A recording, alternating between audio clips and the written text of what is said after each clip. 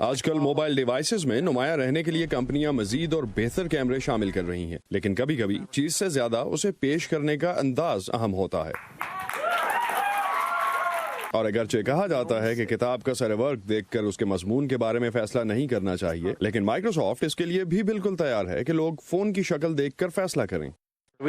ہمارے خیال میں یہ کمپیوٹنگ کے اگلے دور کی شروعات ہے اور ہم اس شروعات میں شامل رہیں، اس لیے ہم نے اس کا اعلان کیا۔ مائیکروسافٹ نے حال ہی میں 2 نئے ڈوئل سکرین ڈیوائسز یعنی 2 سکرین والے فونز متعارف کرائے ہیں، سرفیس نیو اور ڈوو۔ یہ سیمسنگ، ایل جی اور ہواوے کی مصنوعات سے ملتے جلتے ہیں۔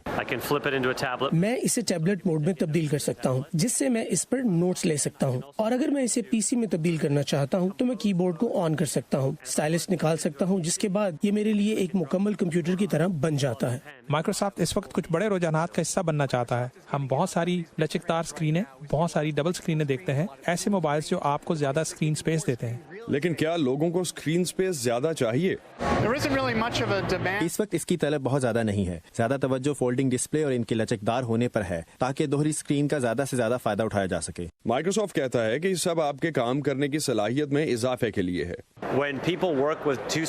جب لوگ 2 اسکرینوں کے ساتھ کام کرتے ہیں تو ہم نے دیکھا کہ وہ 44% زیادہ کام کر پاتے ہیں، جس نے ہمیں ڈبل اسکرین بنانے کی ترغیب دی آپ کی صلاحیتوں کو بڑھانے کے لیے۔ لیکن یہ جدت مقبول ہوتی ہے یا نہیں، اس کا انحصار کچھ چیزوں پر ہے۔ مائیکروسافٹ نے جس طرح سے دوہری اسکرین بنائی ہے، اس میں مسئلہ یہ ہے کہ اس کے درمیان میں جوڑ ہے جو نظر آتا ہے۔